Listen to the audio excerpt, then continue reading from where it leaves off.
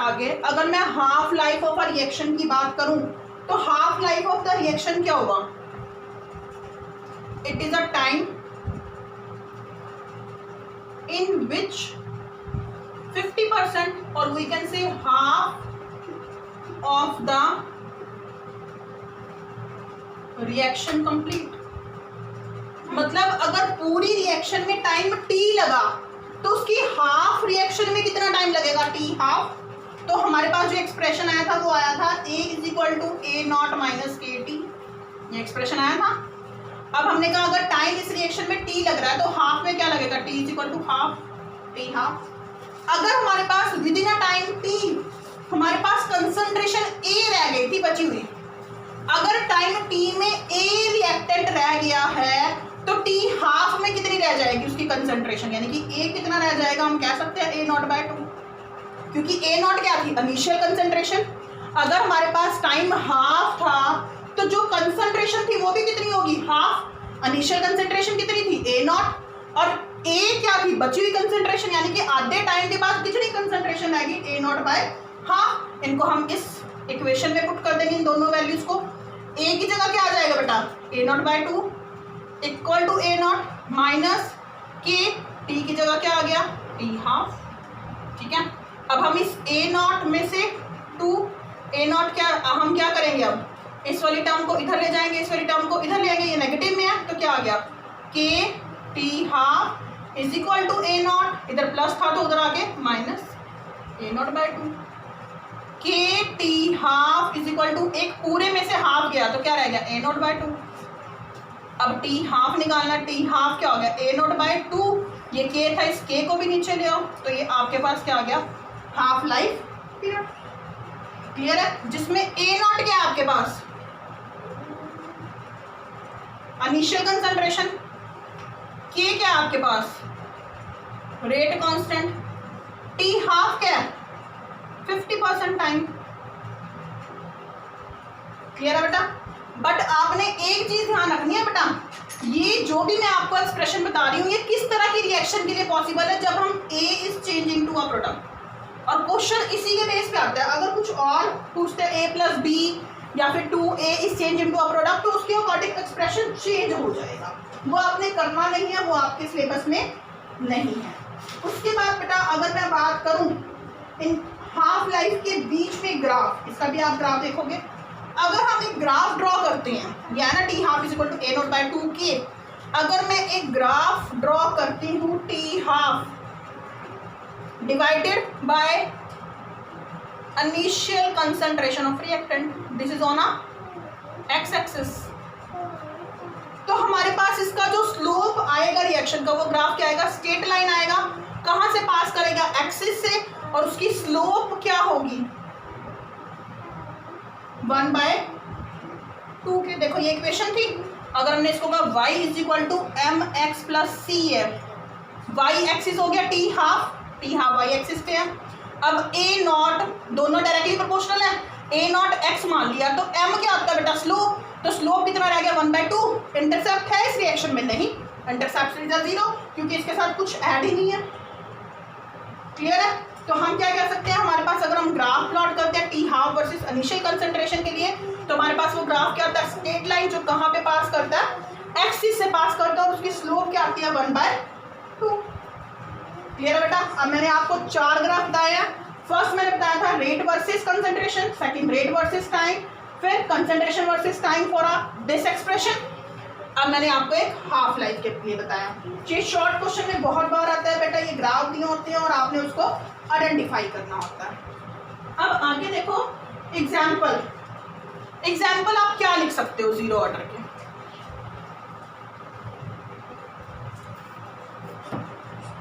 Clear है बेटा ये आपको? अब देखो, अब कहने में तो ये अजीब लगता है बेटा कि एक रिएक्शन का ऑर्डर 0 होता है। 0 का मतलब ये नहीं है कि रिएक्शन की कंसंट्रेशन ही खत्म हो गई। रिएक्शन की कंसंट्रेशन है बट वो उस पर डिपेंड नहीं करता। 0 ऑर्डर का मतलब ये हुआ। तो एक्सपेरिमेंटली ऐसी रिएक्शन पॉसिबल है। वो कैसे पॉसिबल है इसके एग्जाम्पल देखो। फर्स्ट एग्जाम्पल क्या है इसका? Photochemical reaction. फोटोकेमिकल रिएक्शन क्या होती हैं, जो सनलाइट की प्रेजेंस में होती है, जैसे H2 + Cl2 is change into H mu 2HCl। अगर मैं इसके लिए रेट लिखती हूँ तो क्या है, इन पे डिपेंड करेगा। अगर जीरो ऑर्डर है तो दोनों की पावर क्या होगी, जीरो। तो हम कह सकते हैं रेट इज इक्वल टू क्या हो गया, कि वही चीज आ गई जो हमने जीरो ऑर्डर में करी थी, कि हमारे पास रेट ऑफ रिएक्शन कांस्टेंट के इक्वल है, but it does not depend upon the concentration of H2 and Cl2। Second क्या है आपके पास बेटा, आपने सिर्फ ये एग्जांपल करना है। सेकंड, जितनी भी एंजाइम कैटालिसिस रिएक्शन है, एंजाइम कैटालाइज रिएक्शन, जैसे सुक्रोज को हम ग्लूकोज में तोड़ते हैं, जिसके लिए सुक्रेज एंजाइम चाहिए, माल्टोज को माल्टेज की हेल्प से तोड़ते हैं, बायोमोलिक्यूल में आप करोगे। जितने भी एंजाइम कैटालाइज रिएक्शन है वो सारी जीरो ऑर्डर होती हैं। एक और एग्जांपल कर सकते हैं, एग्जांपल बहुत सारे हैं बेटा, सिर्फ आपने एक दो एग्जांपल याद रखने हैं, जैसे dissociation of gas on solid surface of metal at high pressure. इसका एग्जांपल क्या है, जैसे NH3 को आप हाई प्रेशर पर ब्रेक डाउन करते हो on the surface of iron, solid form में, किस में टूटता है, N2 + H2। बैलेंस कर दो इसको, तो इस रिएक्शन का रेट क्या होगा बेटा, K NH3 उसकी पावर 0। क्लियर है बेटा। अब इसका न्यूमेरिकल देखो आगे। देखो बेटा, जैसे ये रिएक्शन है वो क्या कहना है, for a reaction A is change into a product to be a zero order. ये रिएक्शन जीरो ऑर्डर हो सकती है अगर 50% रिएक्शन को कंप्लीट होने में 2 मिनट लगते हैं, तो 75% रिएक्शन को कंप्लीट होने में कितना टाइम लगेगा। आपने टाइम कैलकुलेट करना है for the 75% completion of a reaction. अब देखो आपके पास एक्सप्रेशन क्या था, A is equal to A0 - KT। अब आपने टाइम निकालना है तो आप T को उधर ही रखो, A - A0। अगर आप इसको इधर लेके आते हो, या फिर आप क्या कर सकते हो बेटा, जैसे मैंने आपको बताया था KT माइनस में, इसको इधर ले आओ, KT A0 इधर ही और A को इधर ले जाओ, -A हो गया। टाइम निकालना है T, A0 - A divided by K। ठीक है। अब आपको वो क्या कह रहा है कि अगर 50% रिएक्शन है, हमने लेट्स सपोज करा है कि अगर हमारे पास स्टार्टिंग में जो A है, A की कंसंट्रेशन 100 है, A की कंसंट्रेशन 100 है, जो क्या है इनिशियल। अब वो कह रही है कि हमारे पास जो इनिशियल कंसंट्रेशन है उसको हम A0 मानते हैं। अब A कितना रह गया, मैंने आपको बार बार बताया था कि A क्या होती है, बची हुई कंसंट्रेशन। वो कह रहे हैं कि रिएक्शन अगर 100% था, रिएक्टेंट शुरू में 100% था, जिसमें से 50% कंप्लीट होने में 2 मिनट लगे। 50% कंप्लीट का मतलब क्या हुआ कि 50% रिएक्टेंट रिएक्ट कर गया और रह कितना गया है, मैंने आपको बताया था A क्या होगा, बची हुई कंसंट्रेशन।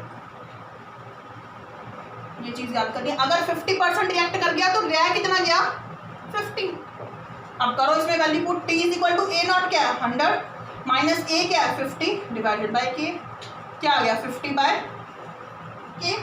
क्लियर है, रेट कांस्टेंट गिवन ही नहीं है। This is equation 1।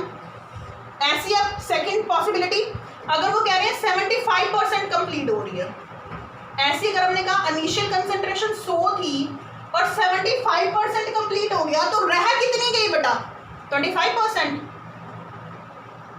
यानी कि 25 is the left out amount, 25% is the remaining amount, बची हुई कंसंट्रेशन। अब इसको पुट करो इसी फॉर्मूले में, T is equal to 100 minus 25 divided by K, क्या आ जाएगा 75 by K। This is the equation 2। इसमें भी T है हमारे पास, इसमें भी T है, जबकि इसमें T दिया हुआ था, वो कह रहे थे 50% कंप्लीट होने के लिए कितना टाइम लगेगा, 2 मिनट्स। तो हमने यहाँ पे T को क्या पुट कर दिया बेटा, 2 पुट कर दिया। अब हमने टाइम निकालना है कि 75% के लिए कितना टाइम लगेगा। अब डिवाइड कर दो, डिवाइड इक्वेशन 2 बाय 1। इक्वेशन 2 क्या हमारे पास, T is equal to 75 by K। अब इससे डिवाइड करो, डिवाइडेड बाय 2, नीचे आएगा 50 बाय K। इस K को ऊपर ले जाओ, K से K कैंसिल, 25 के टेबल में आ जाएंगे, 25 3 जा 75, 25 3 जा 25 2 जा 50, T 2 इज इक्वल टू 3/2। इस 2 को यहाँ से रब करके ऊपर इधर उधर डिवाइड हो रहा था, ऊपर कट हो गया। तब कितना टाइम आ गया? 3 मिनट्स। ठीक है बेटा, तो आपका 75% रिएक्शन कंप्लीट होने में कितना टाइम लगेगा? 3 मिनट्स लगेंगे। क्लियर है बेटा? ऐसे आप कोई भी न्यूमेरिकल कर सकते हो। मैं आपको 1-2 असाइनमेंट सेंड करूंगी, आप इसको सॉल्व करना और आपने ये नोट डाउन करना। और एक बेटा, बहुत से बच्चे, सिर्फ मेरे को 1 या 2 स्टूडेंट्स अपना वर्क सेंड आउट कर रहे हैं। मैं आपको असाइनमेंट भेजी जा रही हूँ और आप अगर वर्क सेंड नहीं कर रहे तो उसका कोई फ़ायदा नहीं है। आप उन असाइनमेंट को अगर सॉल्व नहीं कर रहे तो बाद में अगर आप मेरे को बोलोगे कि मैम हमें इस टॉपिक में डाउट है, तो मैं किसी भी स्टूडेंट का डाउट क्लियर नहीं करूँगी। अगर किसी को कोई भी डाउट है, तुम साथ के साथ उसको पूछ सकते हो, अपने असाइनमेंट सॉल्व करके मेरे को सेंड करो। ठीक है बेटा, मैं असाइनमेंट भेजी जा रही हूँ, आप सेंड उसको सॉल्व नहीं कर रहे तो कोई भी फ़ायदा नहीं है। अगर आप बाद में पूछोगे तो आपको भी टॉपिक याद नहीं रहेगा। समझ आइए बेटा। और बाद में अभी हमारे पास बहुत सारा सिलेबस पड़ा है, हमने उसको डे बाय डे कंप्लीट करना है। तो इसी वजह से जो भी आपकी प्रॉब्लम्स हैं उनको साथ के साथ क्लियर कर लिया करो। और एटलीस्ट जो असाइनमेंट है, अगर आप नोट्स नहीं बनाते, नहीं सेंड करते, डजंट मैटर, बट जो मैं असाइनमेंट सेंड करती हूँ रिलेटेड विद एनी टॉपिक, आप उसको जरूर सेंड करो। ठीक है बेटा, आई होप आपको टॉपिक आज का समझ आ गया होगा। किसी भी स्टूडेंट को कोई भी डाउट है, you can ask, and thank you and have a nice day.